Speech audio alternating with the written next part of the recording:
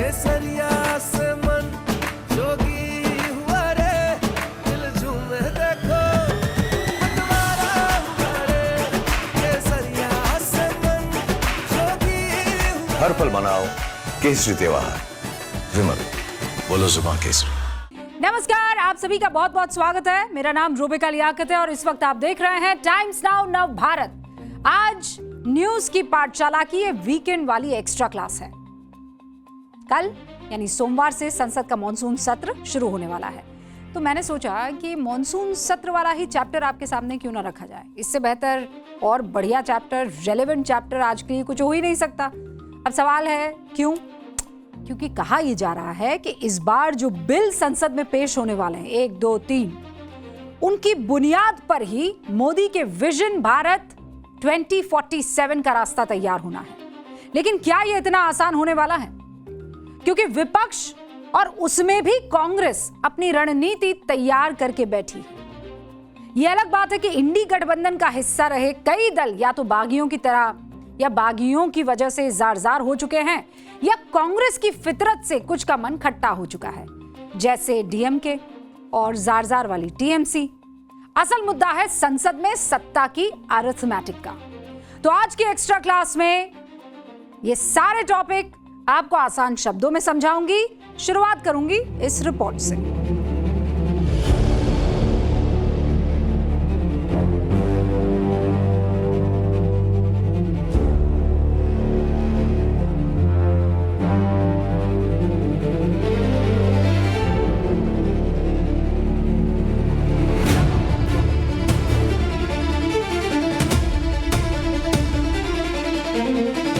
हंगामा होने से कोई लाभ नहीं होता है और लोग पसंद नहीं करता है। लोग चाहते हैं कि पार्लियामेंट सुचारू रूप से चले। Today the entire opposition, all parties including the Indian National Congress, the Samajwadi Party, the DMK, the JMM, the Aam Aadmi Party, the National Conference, the left parties, the Shiv Sena UBT have all walked out of the all party meeting in protest. Democracy की हत्या के हर संभव जो प्रयास सरकार कर रही है, विपक्ष पुरजोर तरीके से उसके खिलाफ लड़ाई लड़ने का काम कर रहा है।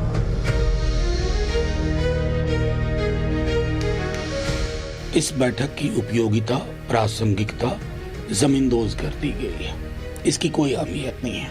2024 में जो लोगों ने जनादेश दिया था, 2024 और आज के लोकसभा के स्वरूप में बहुत ज्यादा अंतर आ गया और ये पिछले 4 महीने में आया।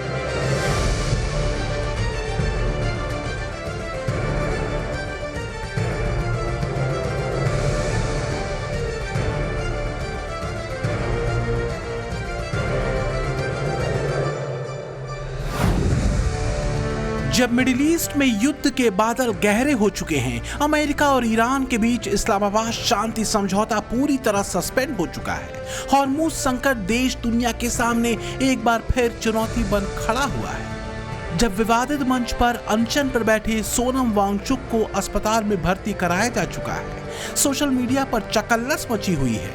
इन्हीं तस्वीरों के बीच संसद का मॉनसून सत्र सोमवार से शुरू होने जा रहा है। तब सवाल है कि क्या विपक्ष के तेवर आपदा में अवसर की तलाश में है? तो खबर यहीं से पकड़िए, क्योंकि चलना बहुत दूर तक है।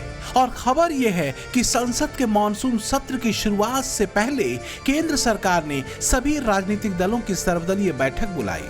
रविवार सुबह बैठक शुरू हुई। बैठक में विपक्षी दलों ने टीएमसी के बागी सांसदों के शामिल होने पर हंगामा कर दिया, जिसके कुछ ही देर बाद सभी विपक्षी दलों ने बैठक से वॉकआउट कर दिया।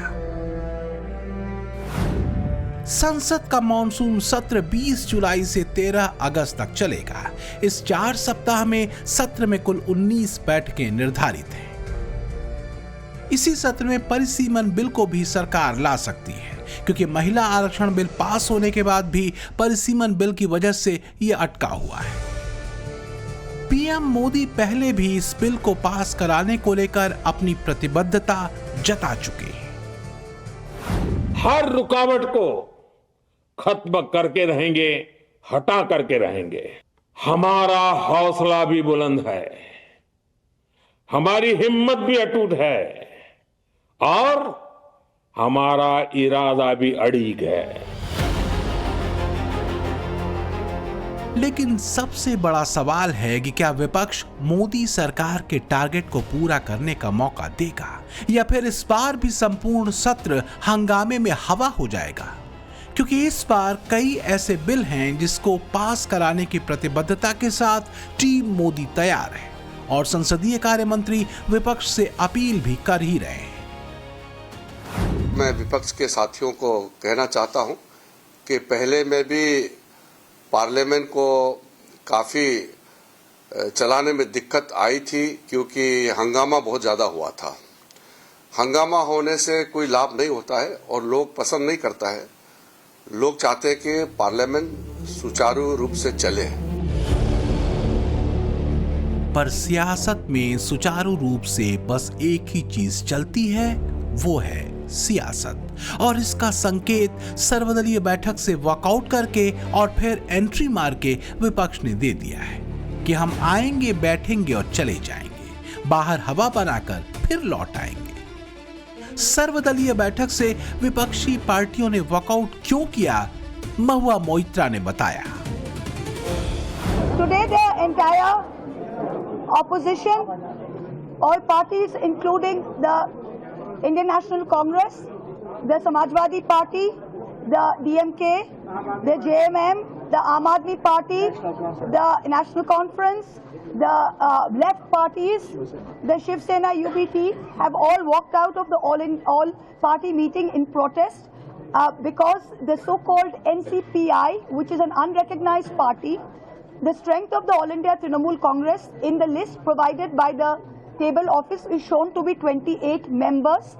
These so-called rebel 20 MPs, their merger has not been approved by the speaker.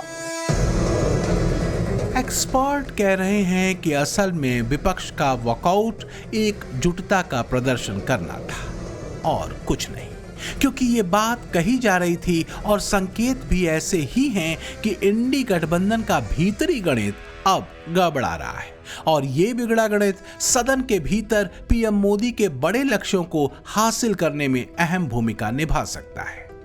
पिछले दिनों कांग्रेस नेता जयराम रमेश के बयान को भी इंडी गठबंधन के इसी बिगड़ते गणित से जोड़कर देखा गया था, जिसमें उन्होंने मोदी सरकार के पक्ष में बनते 2/3 बहुमत को कलंकित बहुमत कहा था। ये संविधान का अपमान है। ये चालाकी से 2/3 बहुमत पाने में ढूंढने में लगे हुए हैं। ये चालाकी से और पार्टियों को तोड़ के 2/3 बहुमत पाना, ये संविधान का अपमान है। ये एक कलंकित 2/3 बहुमत होगा। हालांकि तमाम आक्रामक भाव भंगिमाओं के बाद विपक्ष कुछ देर बाद सर्वदलीय बैठक में फिर से शामिल हो गया, तो मॉनसून सत्र में पीएम मोदी का फोकस किन अहम बिलों के साथ बड़े लक्ष्यों पर है, इसे भी देखिए जरा। पहला है महिला आरक्षण विधेयक यानी नारी शक्ति वंदन अधिनियम, जो 2023 में पास होने के बाद भी अभी तक लागू नहीं हो पाया है, क्योंकि इसके लिए शर्त है परिसीमन विधेयक का पास होना, जो इस सत्र का सबसे अहम बिल माना जा रहा है। खासकर 33% महिला आरक्षण को लागू करने के मोदी के संकल्प के नजरिए से। तीसरा अहम विधेयक है 129वें संविधान संशोधन बिल से सरकार लोकसभा और सभी राज्य विधानसभाओं के चुनाव एक साथ कराने का बड़ा प्लान लेकर आ रही है। और चौथा है FCRA संशोधन विधेयक, जिसके जरिए सरकार NGO और धार्मिक संस्थाओं को मिलने वाली विदेशी फंडिंग पर सख्त कंट्रोल करना चाहती है। माना यह जा रहा है कि ये वो बिल हैं जो मोदी के विजन इंडिया 2047 को एक निर्णायक स्वरूप देंगे। नए भारत का नया रास्ता पीएम मोदी के इन्हीं महत्वाकांक्षी विधेयकों से होकर तैयार होगा। और बस यही कांग्रेस की बेचैनी है, क्योंकि अगर संसद में अंक गणित मोदी के पक्ष में सेट हुआ तो कांग्रेस और उसके नेता के सामने सिवाय लकीर पीटने के और कुछ नहीं होगा। तो क्या इसी बेचैनी के चलते कांग्रेसी नेताओं ने सर्वदलीय बैठक से ही माहौल बनाना शुरू कर दिया है? जिस तरह संविधान को अवहेलना करके टीएमसी के साथ जो कुछ हुआ है, आम आदमी पार्टी के साथ और शिवसेना के साथ, उनके समर्थन में संविधान की रक्षा के लिए कांग्रेस ने भी वॉकआउट किया।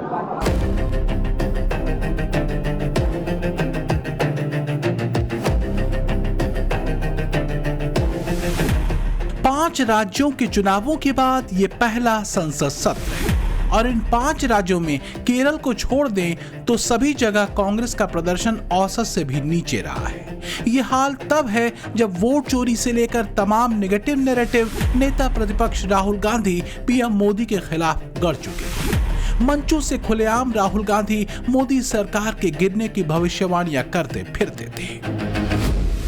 याद रखिए, नरेंद्र मोदी 25 सीट की मार्जिन से प्रधानमंत्री हैं। 25 सीट वो 35,000 या कम वोटों से जीते हैं।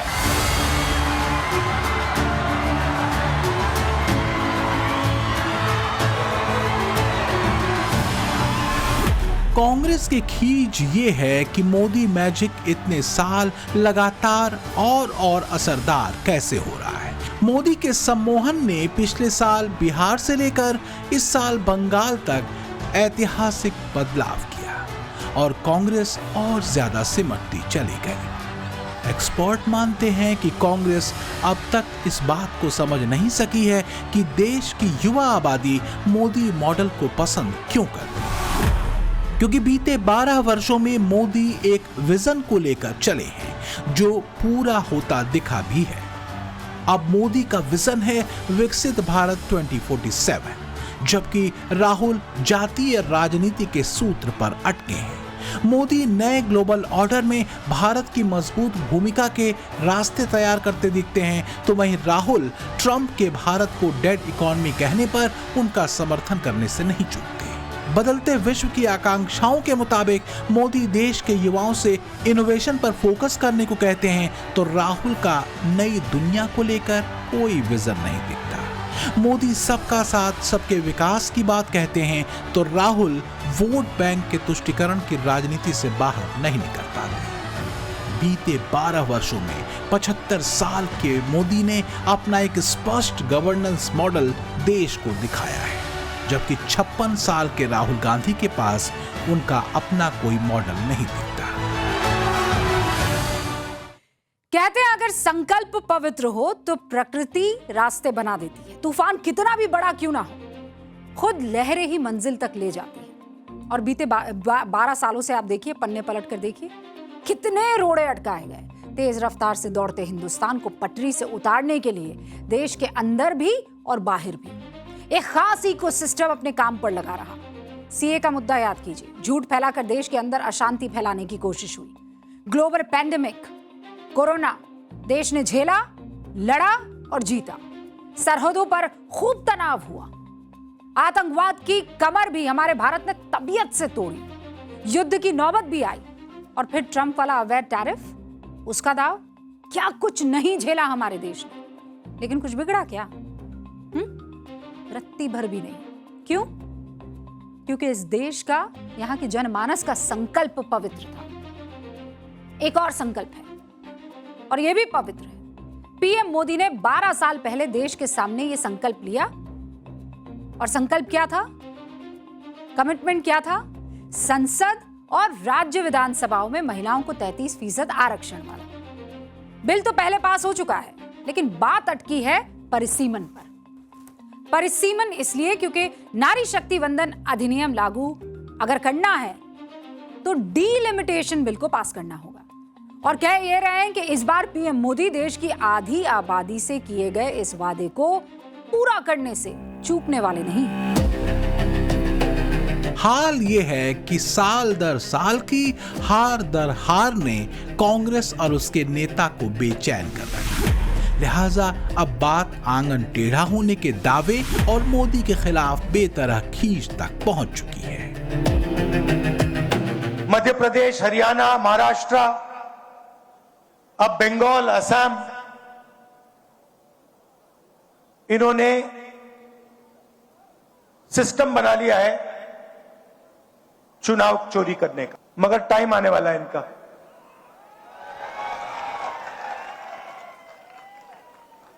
आप देख लेना, इनका टाइम आने वाला है।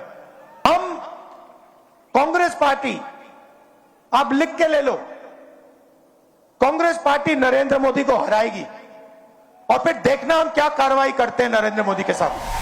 एक तरफ आज देशवासी भारत को विकसित बनाने के लिए दिन रात मेहनत कर रहे हैं, लेकिन देश में ही कुछ राजनीतिक दल है जो भारत की सफलता को पचा नहीं पा रहे। कांग्रेस तो अपने ही देश को बदनाम करने में जुटी है। तो संसद के मॉनसून सत्र में मोदी का टारगेट सेट है। माना जा रहा है कि 2/3 वाले नंबर गेम में मोदी बीते 3 महीनों में कांग्रेस के स्पीड ब्रेकर्स से बहुत आगे निकल चुके हैं। पिछले सत्र में 12 साल के मोदी राज में पहली बार ऐसा हुआ था कि कोई बिल सदन में पास नहीं हो सका। इस बार परिसीमन बिल को पास कराने को लेकर गणित सेट माना जा रहा है। लोकसभा में इस गणित को देखिए, जहां एनडीए के पास पहले 293 सांसदों का समर्थन था। टीएमसी के 20 लोकसभा सांसदों ने पार्टी छोड़कर nationalist citizen party of India का दामन थामा और एनडीए को समर्थन देने का ऐलान किया है। उद्धव ठाकरे की शिवसेना के 6 सांसद एकनाथ शिंदे की शिवसेना में शामिल हो गए। सभी को जोड़ दें तो यह आंकड़ा पहुंचता है 319, यानी अभी भी 41 सांसदों की जरूरत पड़ेगी।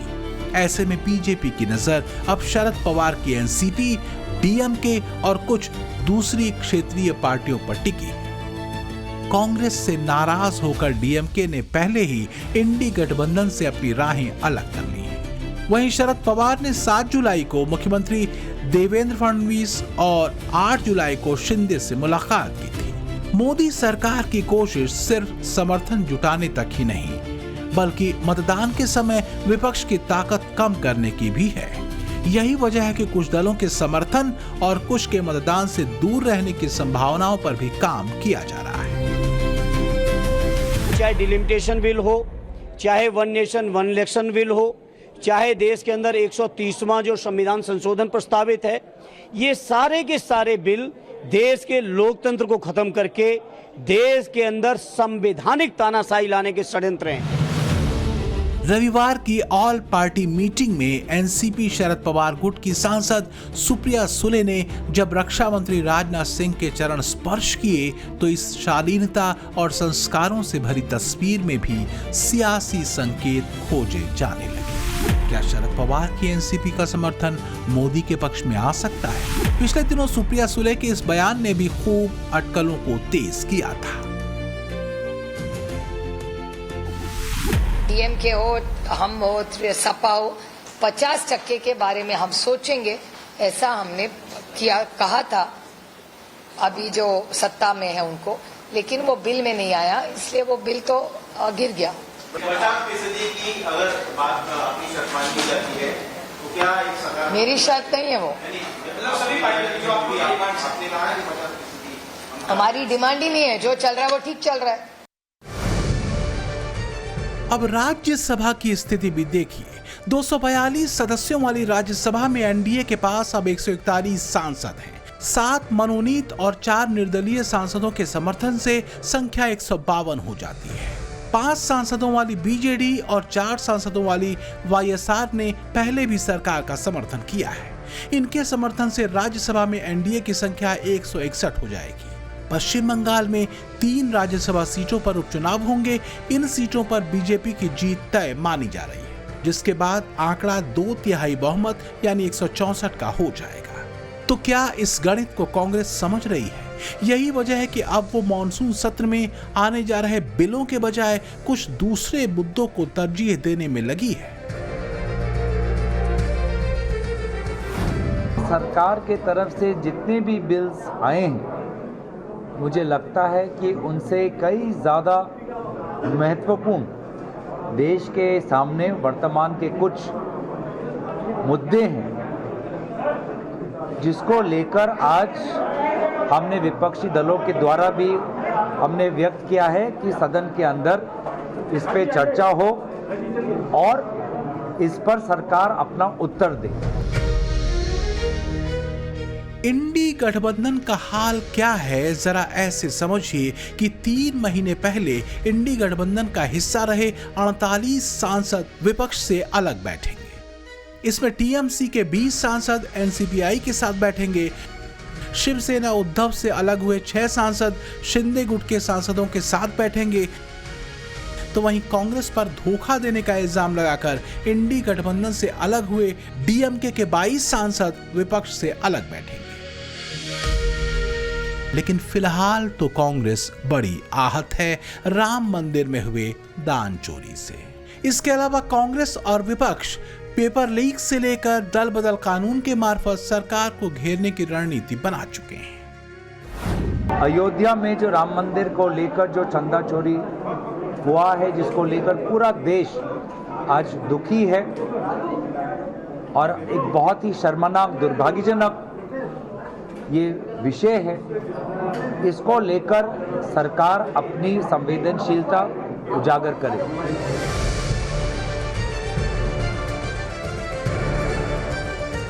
हालांकि मोदी अपनी रॉ में है और रणनीति के साथ है।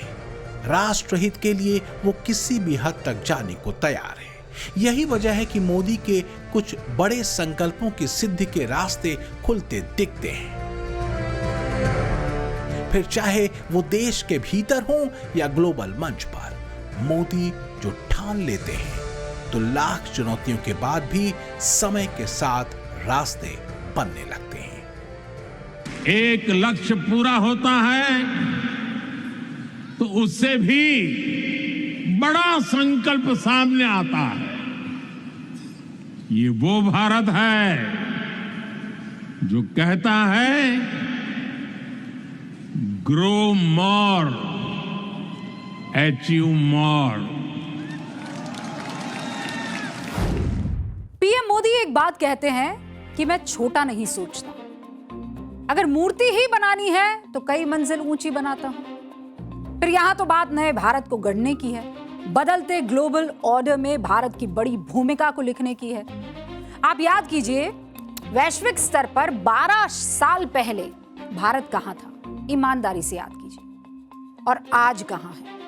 न्यूजीलैंड हो, ऑस्ट्रेलिया हो, यूरोप हो, अमेरिका, सारे एक्सपर्ट एक सुर में कह रहे हैं कि भारत दुनिया का ग्रोथ इंजन है। पाकिस्तान को भीख देने वाला IMF भी कह रहा है कि भैया, India is the key growth engine for the global economy. Bharat दुनिया की अर्थव्यवस्था का ग्रोथ इंजन है। और नेता प्रतिपक्ष किस बात पर ताली बजाते हैं जब ट्रम्प कहते हैं this India is a dead economy. Middle east संकट का असर दुनिया पर होता है तो भारत कैसे अछूता रहेगा? वो भी तो प्रभावित होगा ना, स्वाभाविक है। लेकिन यह भी याद रखना जरूरी है कि अमेरिका और यूरोपीय देशों में करीब 50% तक बढ़ोतरी हुई है तेल के दामों में, और भारत में कितनी बढ़ोतरी हुई है? 3%। और मैं तो कहूंगी कि देश को डराने वाले क्या कह रहे थे? आर्थिक सुनामी आने वाली है। मतलब मौका मिला नहीं कि कुछ भी कहेंगे। तो ऐसे में सोचिए, क्या यह फर्क करना मुश्किल है कि देश का भला कौन कर रहा है, कौन कर सकता है, किसका पर्सपेक्टिव देश की बेहतरी के लिए है, और क्यों एक पार्टी को देश बार बार रिजेक्ट कर रहा है? और जब ऐसा होता है तो कांग्रेस के नेता कहते हैं मोदी के पास कलंकित बहुमत है।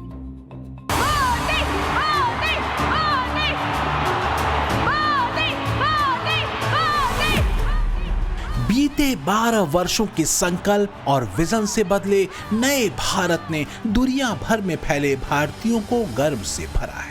दुनिया देख रही है कि भारत और भारतीय अपने श्रम से, अपने समर्पण और राष्ट्रभक्ति से 21वीं सदी का उज्जवल इतिहास लिख रहे हैं। भारत की इस तेज रफ्तार इकोनॉमी की चर्चा 7 समंदर पार हो रही है।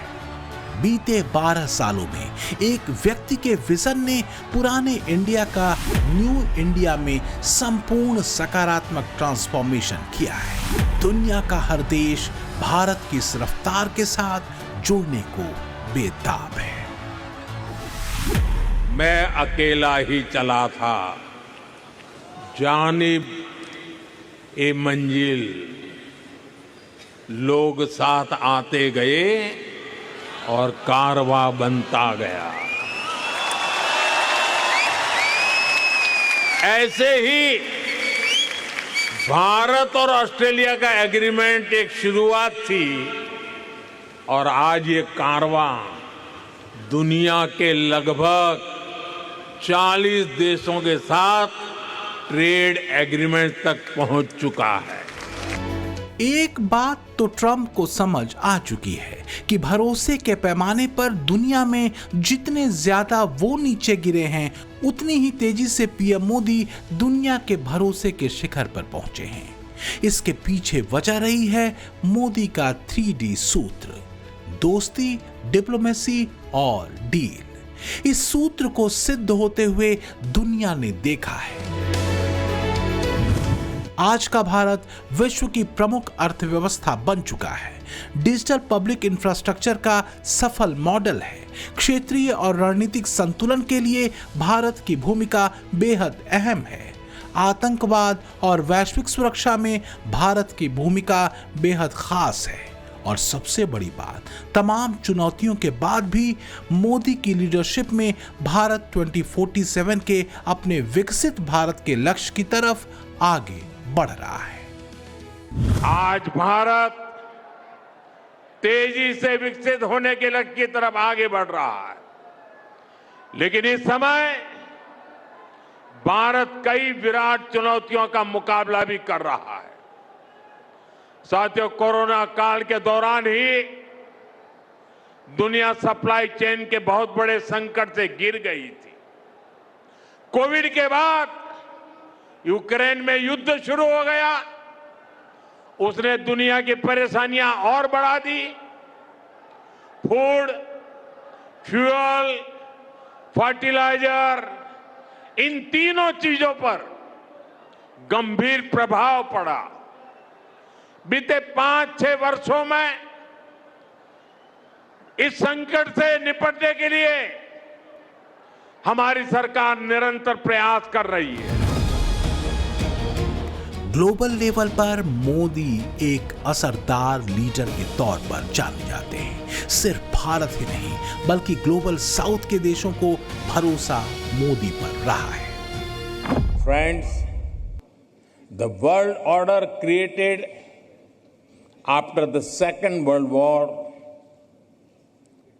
is changing fast. The revolution in technology, the rise of the global south, and shifting demographics are contributing to its pace and scale.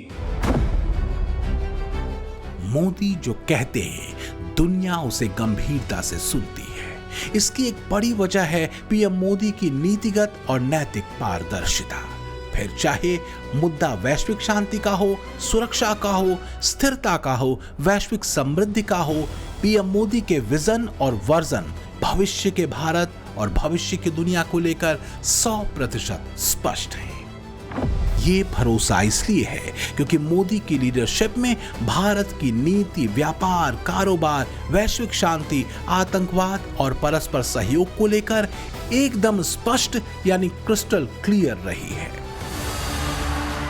कहते हैं कि अगर संकल्प पवित्र हो, लक्ष्य पर दृढ़ दृष्टि हो, तो फिर प्रकृति भी समय को आपके पक्ष में गढ़ देती है। फिर चाहे लक्ष्य देश के भीतर के रहे हों या विश्व मंच पर।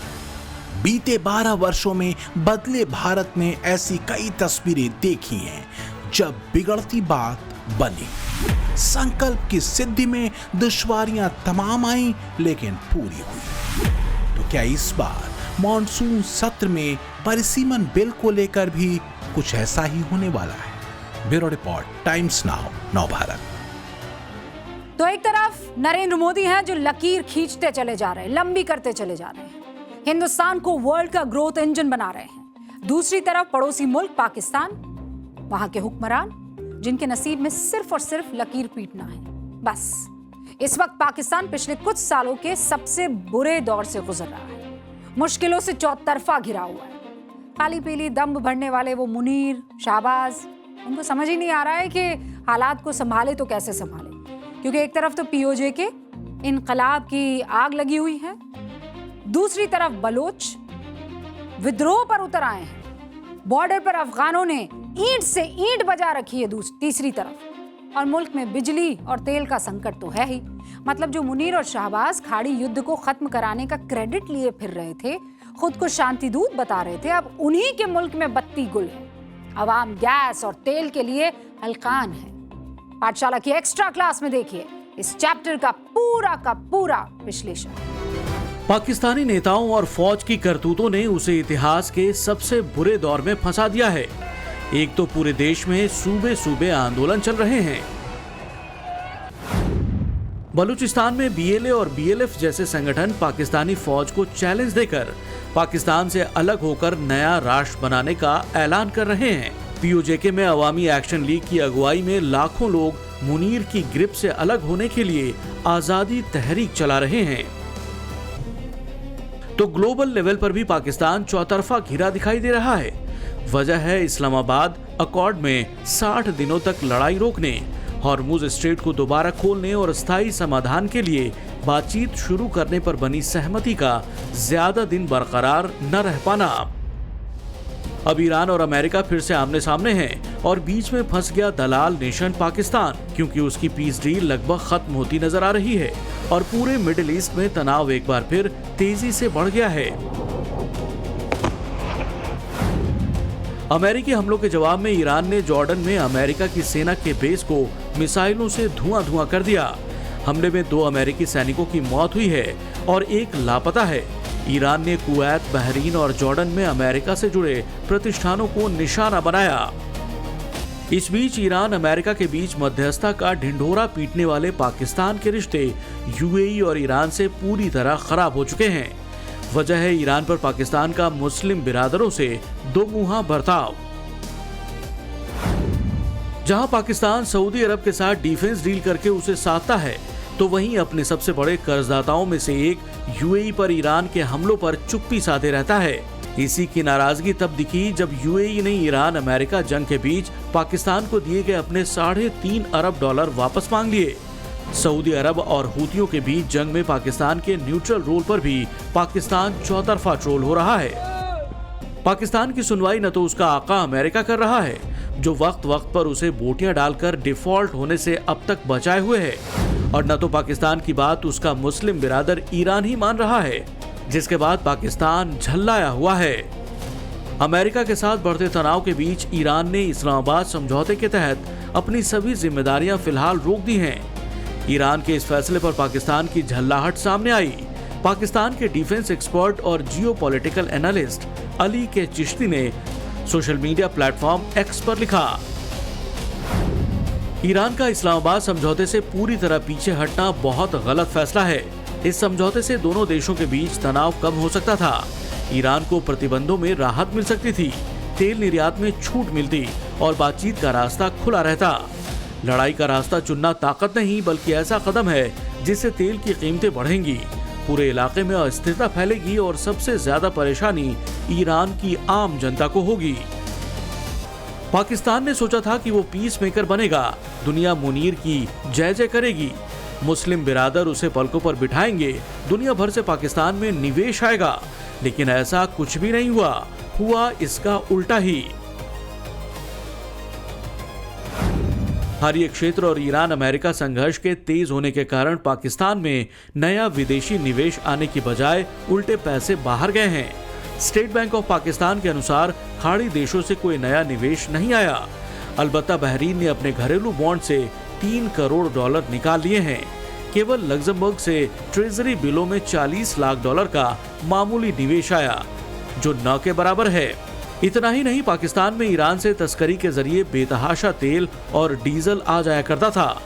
उसे उम्मीद थी कि ईरान और अमेरिका के बीच शांति बहाली करवाने के बाद उसे ईरान से और सस्ता तेल कौड़ियों के मोल मिल सकेगा, लेकिन ऐसा भी नहीं हो सका। संघर्ष की वजह से कच्चे तेल और गैस की कीमतें बढ़ गई हैं, जिससे पाकिस्तान का आयात बिल भारी हो गया है। पाकिस्तान की अखबार डॉन की रिपोर्ट बताती है कि क्षेत्रीय अस्थिरता के कारण निर्यात और घरेलू बाजार में विदेशी निवेशकों का भरोसा कम हुआ है। हॉर्मुज स्ट्रेट के बाधित होने से कतर से मिलने वाली LNG सप्लाई रुक गई है। पाकिस्तान को अंतर्राष्ट्रीय बाजार से रिकॉर्ड महंगी दरों पर इमरजेंसी गैस खरीदनी पड़ रही है, जिससे विदेशी मुद्रा भंडार पर भारी दबाव है। ईंधन की भारी कमी की वजह से पाकिस्तान के कई शहरों में 12 से 18 घंटे तक की बिजली कटौती हो रही है और उद्योग तो ठप हैं। गल्फ कंट्रीज और वेस्ट एशिया में जारी भारी तनाव और अमेरिका ईरान संघर्ष के बीच पाकिस्तान की मीडिएशन फेल होने से मुनीर भयंकर कूटनीतिक असंतुलन में फंस गया है। मध्यस्थता कराने के चक्कर में पाकिस्तान ईरान से तो अपने संबंधों में कड़वाहट घोल ही चुका है, खाड़ी के बाकी देशों से भी पाकिस्तान के संबंधों को डेंट लगा है। हालात ये हैं कि ईरान और अमेरिका एक बार फिर से आमने सामने हैं। इस्लामाबाद MOU तार-तार हो चुका है। स्ट्रेट ऑफ हॉर्मुज में अमेरिकी घेराबंदी तेज हो चुकी है। इन सब के बीच फर्जी फील्ड मार्शल और पाकिस्तान ग्लोबल मंच पर किरकिरी झेलने के बाद घर में भी घिरे दिखाई दे रहे हैं। ब्यूरो रिपोर्ट, टाइम्स नाउ, नव भारत।